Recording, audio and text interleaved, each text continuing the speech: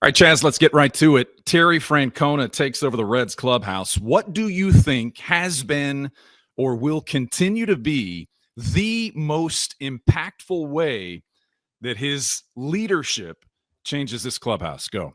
So let's start with his introductory message to the team. It's all about winning, and the Reds are planning to make some specific changes and make some tough decisions to get there. And, over the last month, Ellie De La Cruz has spoken about a real honesty from Francona, talking about what he expects.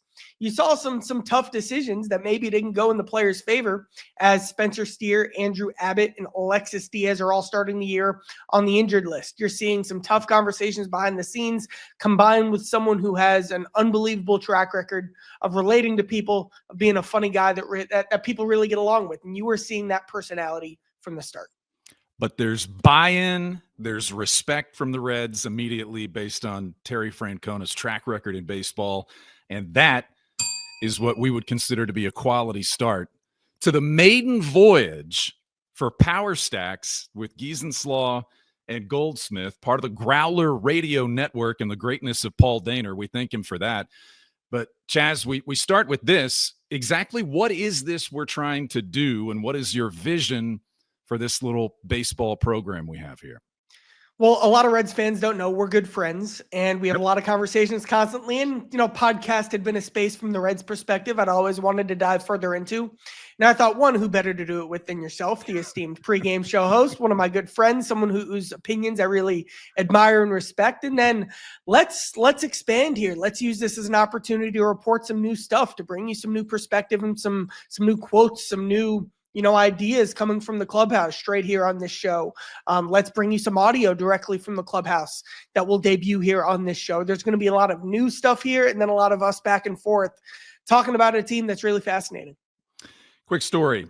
Not long after we met for the first time, and I observed the young Charlie Goldsmith and started to size up the young guy in the press box and in the Reds clubhouse, which I do. I consider myself a very good judge of people and characters. So not long after I figured out that you were smart, that you work hard, you're ambitious, I came to you and I said, Chaz, when you hit it big someday, and I know you will, that I hope you're going to hire me, because I'm going to work for you one day in sports. And here we are. Here we are. I'm now working with and for Charlie Goldsmith, the Reds boy wonder reporter at Great American Ballpark.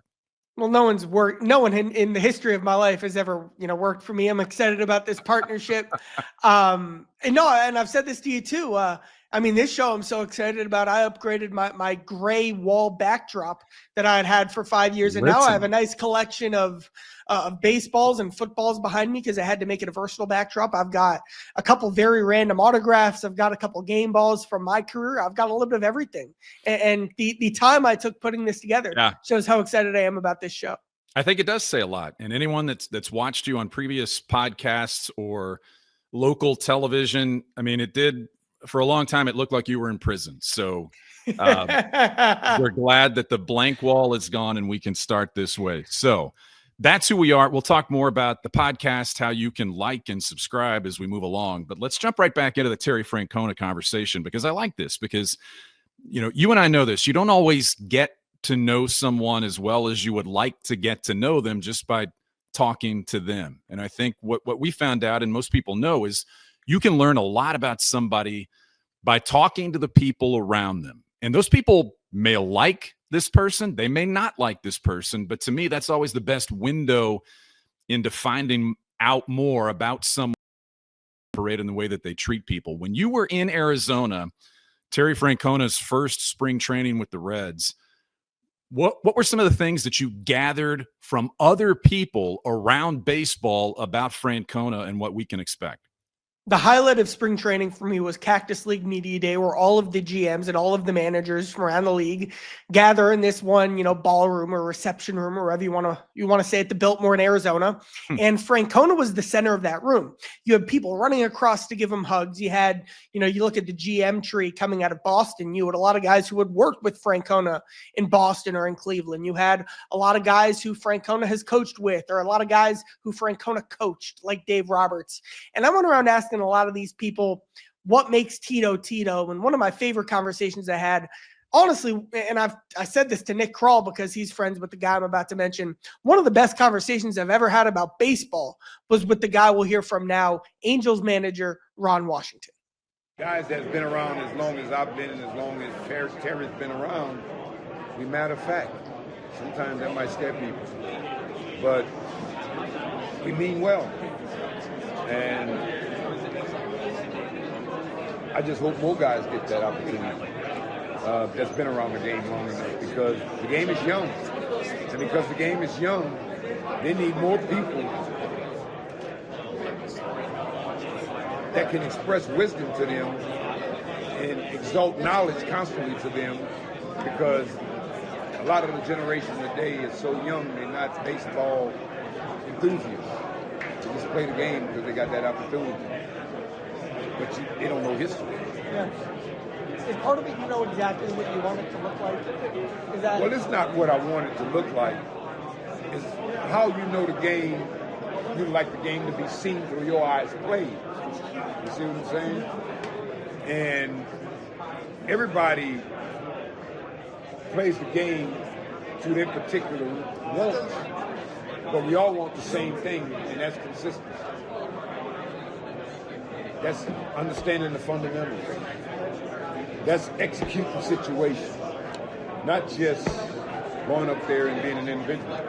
And that's what this season is all about for the Reds. It's, last season when you saw the Reds struggle, right. One of the Reds' former players said this to me last year. Guys were up there taking at bats for themselves, but the situational, the fundamentals, the way the manager drives all that, that's what Francona is all about. And I think that, Ron Washington, everybody knows Ron Washington as an old school baseball guy. And I think that was his tip of the cap to another old school baseball guy in Terry Francona, and talking about generations and differences and those things.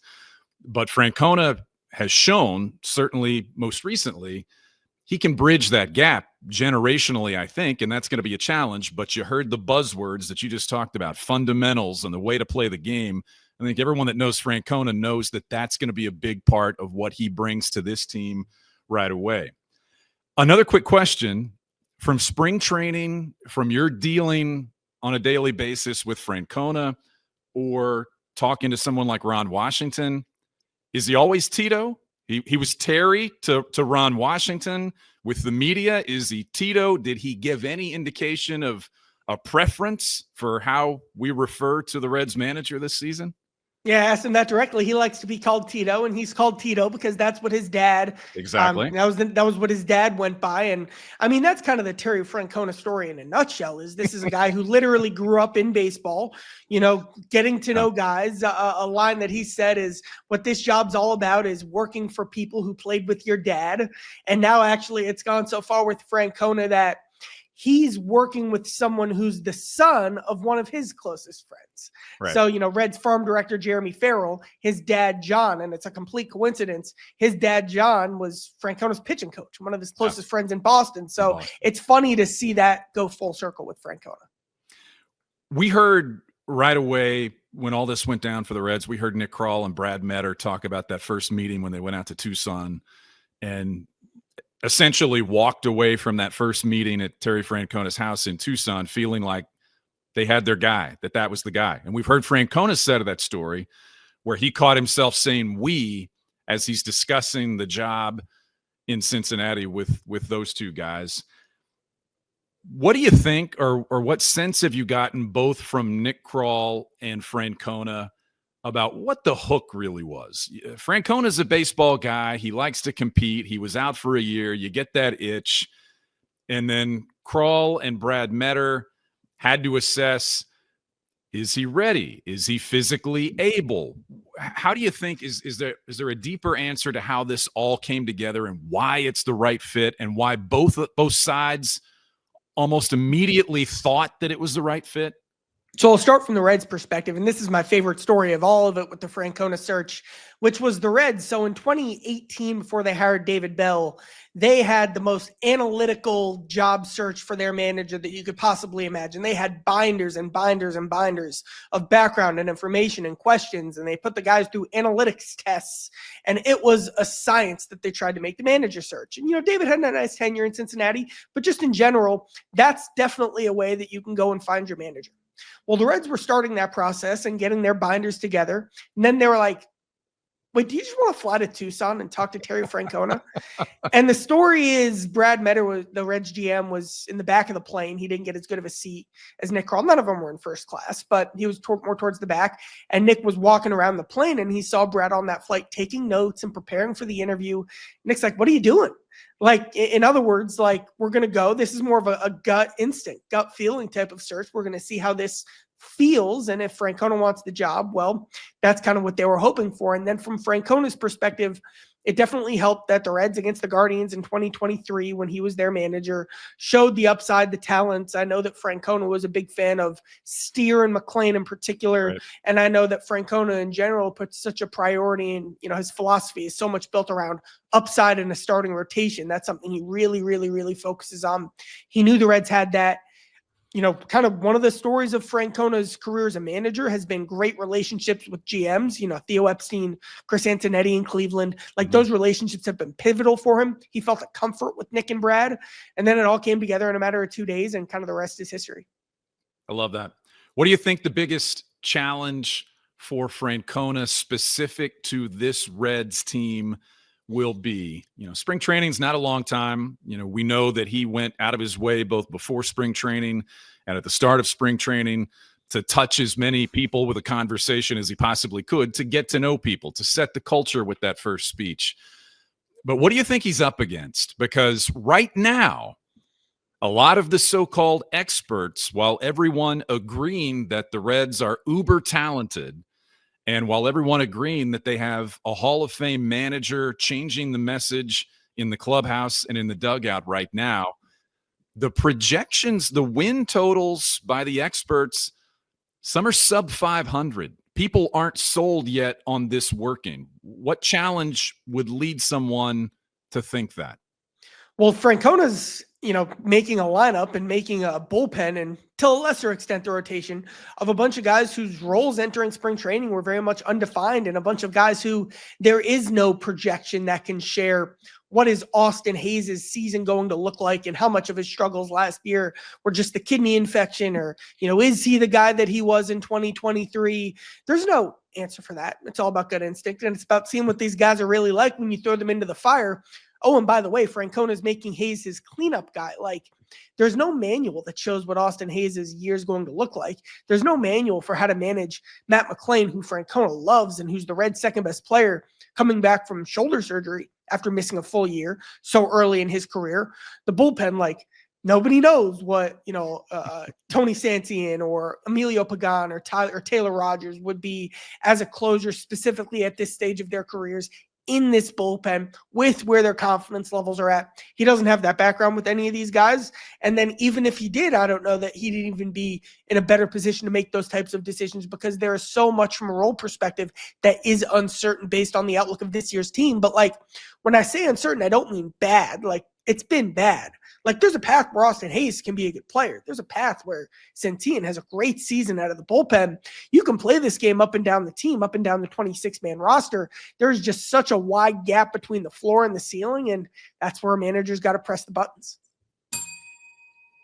All right, I should probably familiarize you and everyone else with the bell. I'm a big structure guy. I like structure. I like outline. I like a path and a plan. And the bell that we use on the pre and post game show, it always just kind of helps me feel like that structure is there. You might hear the bell for emphasis. You might hear the bell for a change of topic or segment, but I like the bell. So I hope that's okay with my new partner. Like a boxing match, on to what's next. Yeah, you do wonder what's next. All right. So as you kind of the people that would watch or listen to this, the most passionate baseball fans out there in Reds country, we hope, and everywhere else. As you alluded to our relationship earlier, I want to paint that picture. I want to keep doing that as we move along so people get to know us and our relationship a little better.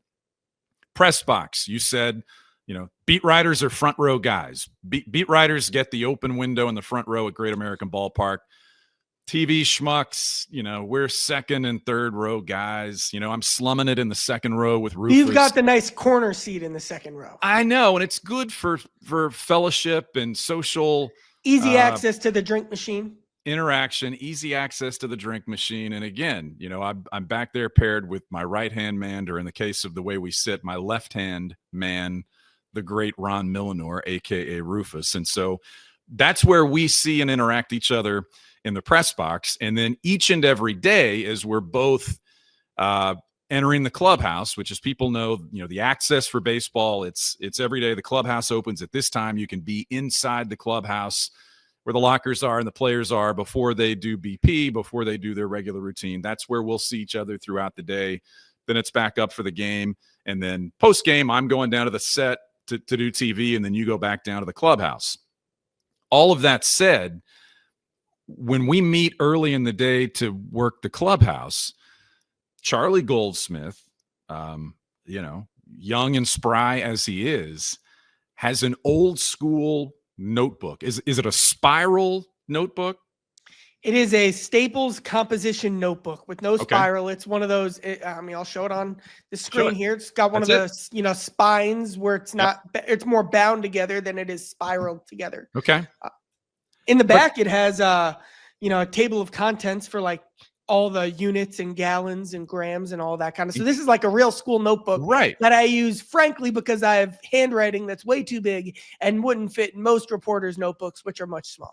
But it's good to know if you need to measure any liquids throughout the day that you would have that conversion table or those things in front of you as well. So it's a very versatile notebook.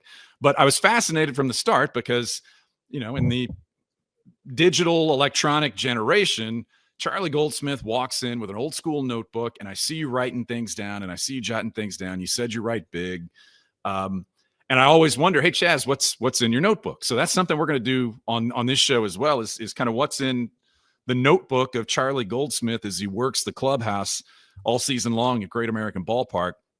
And that's where we'll start. And I want to start with Hunter Greene. And what I love about this transition is I came home late last night after a riveting shootout win for the Columbus Blue Jackets over the New York Islanders as the Jackets fight to keep their Stanley Cup playoff hopes alive.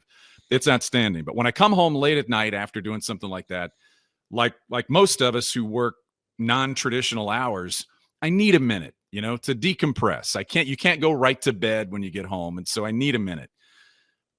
So last night before I went to sleep, I flip on and I'm looking for something that I can occupy myself with for a few minutes before I go to sleep. And the 30 for 30, 4 days in October is on, chronicling the 2004 Boston Red Sox and their trip through the American League Championship Series and onto the World Series. And of course, that's Terry Francona. And right as I turn it on, we're getting into the bloody sock game for Curt Schilling, and there's some clubhouse stuff with Schilling and Francona, and then on through the game where Schilling pitches so well, we all obsess about the bloody sock and what a gutsy performance it was, and how it was typical of that Boston team and the culture that Francona had created there. And then this morning, when I read Charlie's story chalkboard for the day, Charlie's chalkboard, not Charlie's notebook. You keep the chalkboard at home. You have the notebook with you. The notebook is more mobile. But as I read the chalkboard this morning, it's a story about Hunter Greene that starts with some of that behind-the-scenes stuff about Francona and Schilling and the bloody sock. Get me into that story and how you draw the parallel from Schilling and the bloody sock 21 years ago to this version and this year of Hunter Greene in Cincinnati. So it's been 5 years now. I've interviewed Hunter Greene at the same table in the spring training clubhouse, in the Reds big league spring training clubhouse. He sits in the chair to the left, and usually he has a little snack. This time he was eating pasta. And it's funny. We're having this conversation, me and Hunter, and I make the joke how, like, I mean, this is an annual thing that we do. And we're talking about this year, in 2021, we talked about the experience of big league camp. In 22 was the change up. In 24, it was the splitter. And we were talking about like the next thing with Greene for this season. As Hunter and I were talking about that, it becomes clear, like, Hunter Greene doesn't just want to be an ace. He wants to be the type of ace that can lead you to playoff wins, which is an even more exclusive club. And Hunter and I had a long conversation about how to get there, which we'll hear from in a minute. But as Hunter talks about that, and then later brings some of that to Terry Francona. And I mean, where his mind instantly goes is, I mean, he's coached two of the best playoff pitchers in recent memory in Curt Schilling and in Pedro Martinez. Yep. And in a lot of ways, he's the link. He knows what it looks like when you're not just an ace, when you're an ace who rises to the occasion and meets the moment when the stage is biggest and the lights are brightest. And Hunter, I mean, there wasn't much more he could do in the regular season last year. Sure, he missed a few starts, but we all know what peak Hunter looks like in the regular season. This year for him is about doing it on the biggest stage. And here we'll hear a soundbite of him talking about what that means to him. If I'm continuing to grow, that'll never stop, it'll never change. I feel like once you stop seeking that, that's when you start going backwards. When you look at the success you had, what stands with you the most as like a key to the 2024 season you had? I definitely think my pitch mix was great, and the endurance-wise, being able to consistently be in that seventh inning, finishing that seventh inning is huge as a starter, especially being tapped as the ace. When you get that title, you need to at least be in the seventh inning.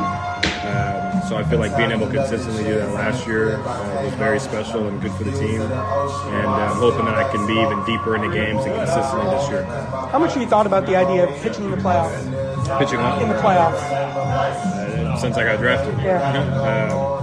That's a focus for anybody. If it's not, I think they shouldn't be in the game. So I know all of us are looking forward to that. Tito had a great speech today. Now we just got to go do it. What did you take from the speech? I mean, his presence was great, commanding the room. Obviously, his track record precedes him. And I feel like we all trust him already, and we've just gotten to know him. So being able to have that experience too, and we just go out there and we have fun and play because we know he's making the right chess moves behind the scenes. Fantastic. I love that part. I love that part where he says, I know that Tito's going to be making the right chess moves. That's where this circles into how we let off this conversation, which was the buy-in that he knows what it takes to win, which helps players like Hunter enter these big new stages with even more confidence. Yeah, no, I love that. And what I loved earlier, I think in spring that I saw, Greene was the one who everyone's first story in spring was Terry Francona, as it should be. World Series winning manager, changing things and all that. And didn't Hunter Greene say, hey, there's no magic pixie dust that comes with Terry Francona. He's great. We believe. I think that's going to be great for us. But he took it back and said, it's still on us as players. And Hunter Greene, the question you asked about looking forward to, do you think about pitching in the playoffs?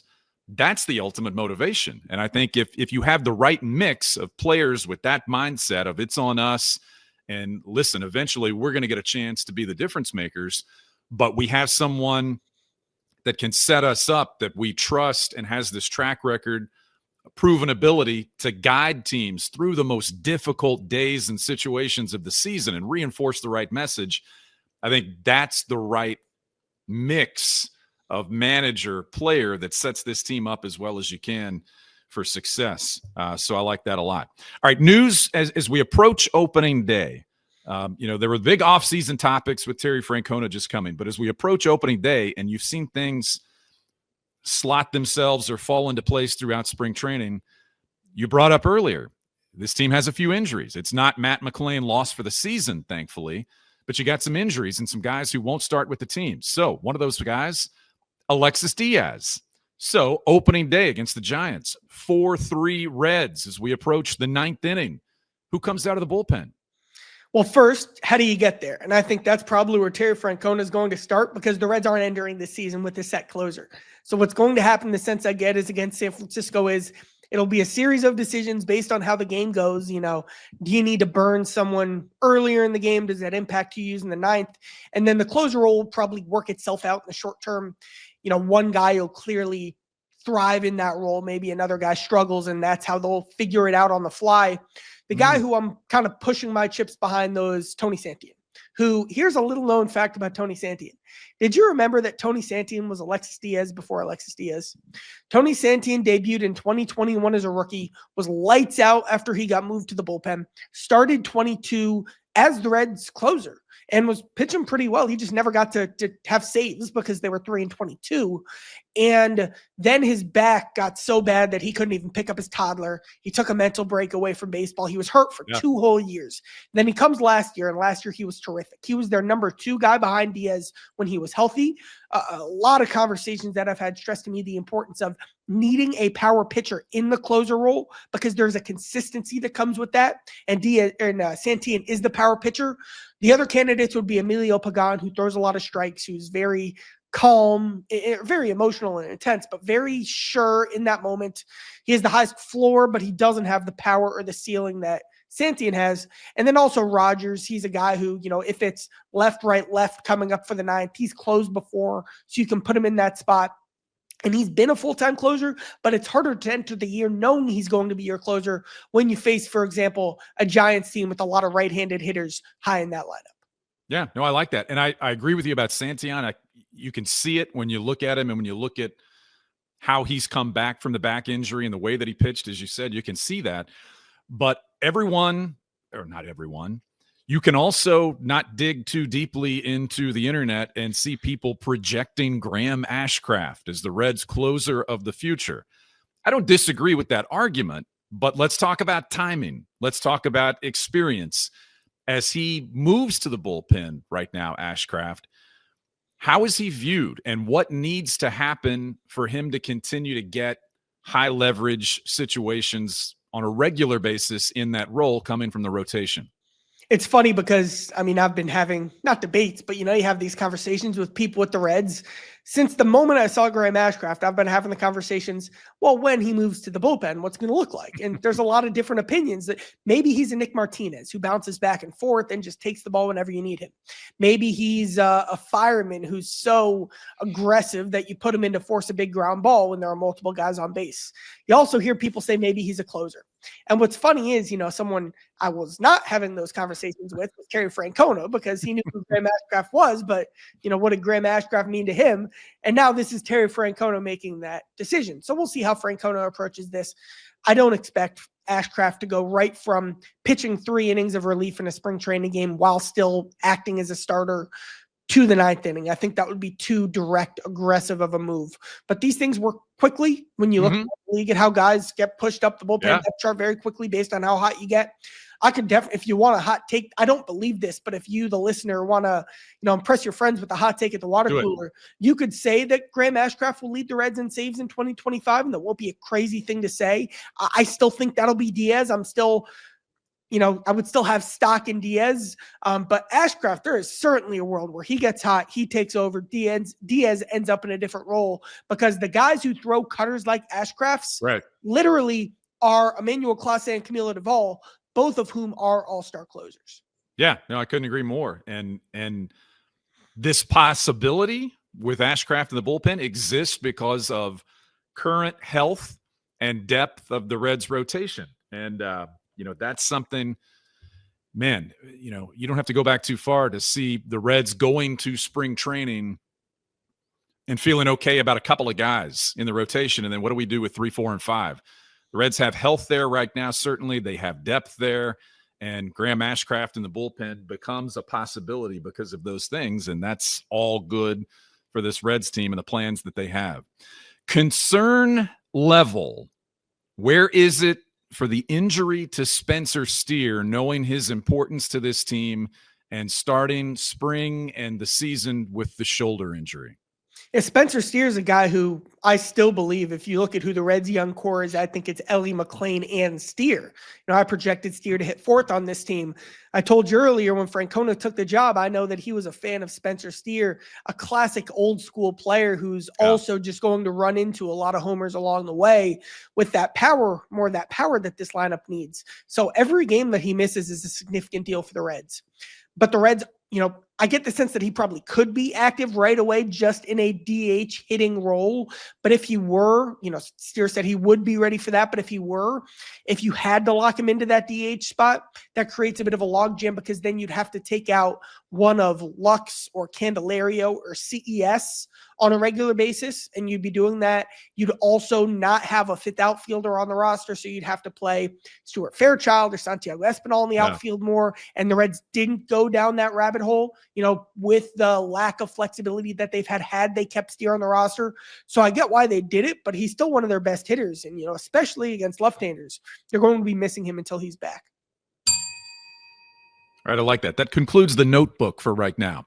Something else about this season. We've talked so much about Francona. We have an insightful, at times entertaining, at times funny manager to talk with on a daily basis. And so something we want to do, whether it fits in those categories of entertaining or super insightful or let's read between the lines with what Terry Francona is saying, we want to do something called Tito's Top 2 or Tito's Top 3.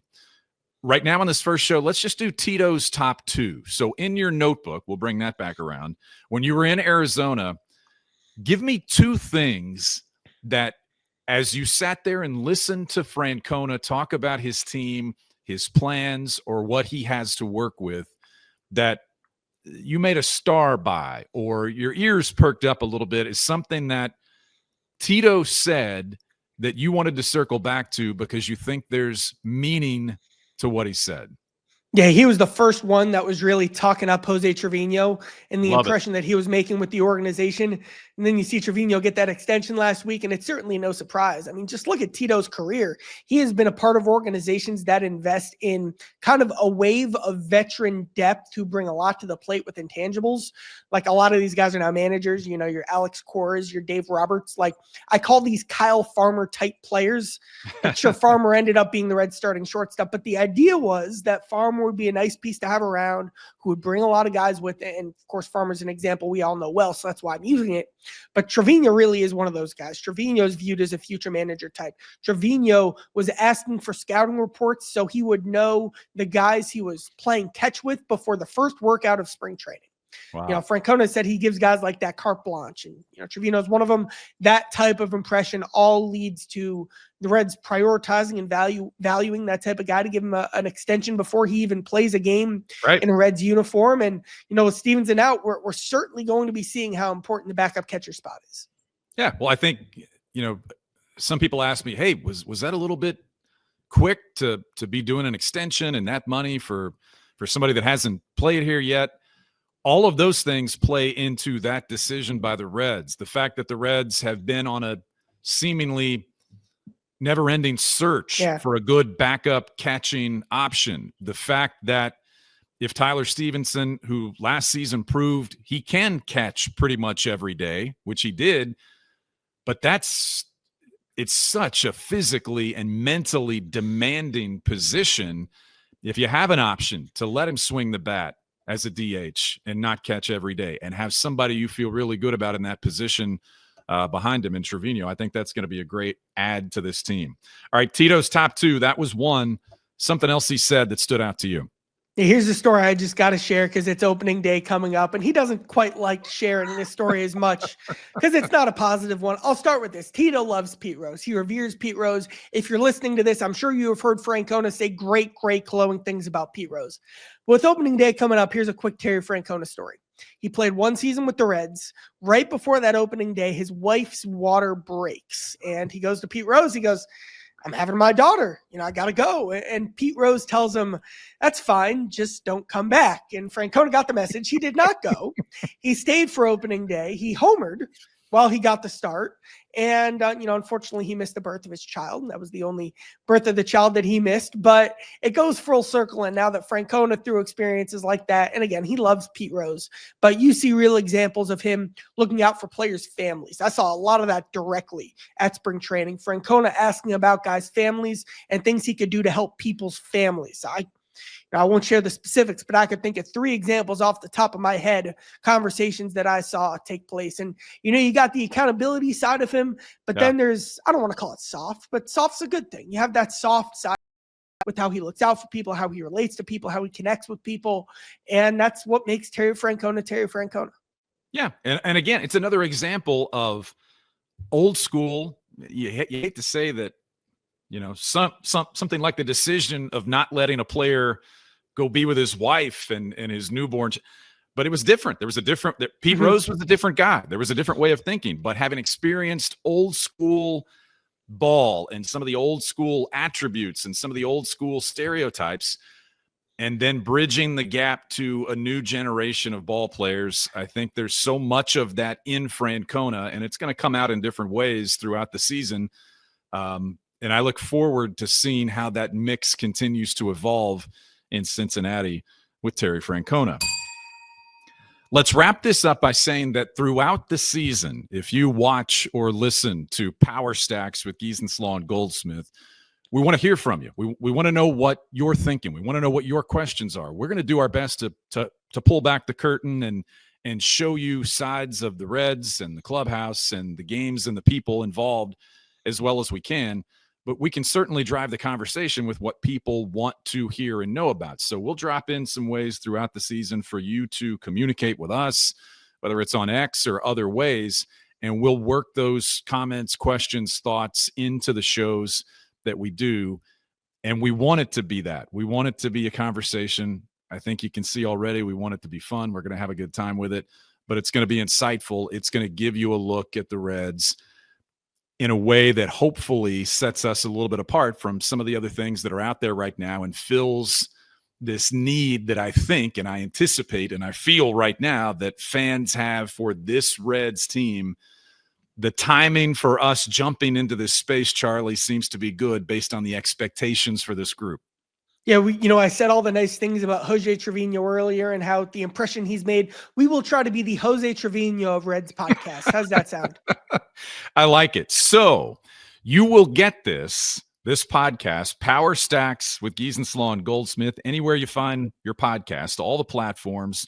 You can watch on YouTube. When you've located and find all of those things, please please subscribe, please share with someone else. That's how we'll get this thing rolling and get it off the ground. But I think that wraps the maiden voyage of Power Stacks with Giesenschlag and Goldsmith. A final thought from my partner on this new venture and this new voyage that we're on. I had fun. Let's do it again next week. Let's do it again next week. We're going to try to have it at the very least, locked and loaded for you, the viewer and listener, available on Monday morning each week. You can start your week with this conversation. It's a nice clean break from the series for the Reds that ends typically on Sunday to the start of a new week and a new set and schedule of games. We'll try and be there for you on Monday morning, and we'll let you know any other places that we show up as well. But thanks for checking out this first show, Power Stacks, Giesenschlag and Goldsmith. That is a wrap.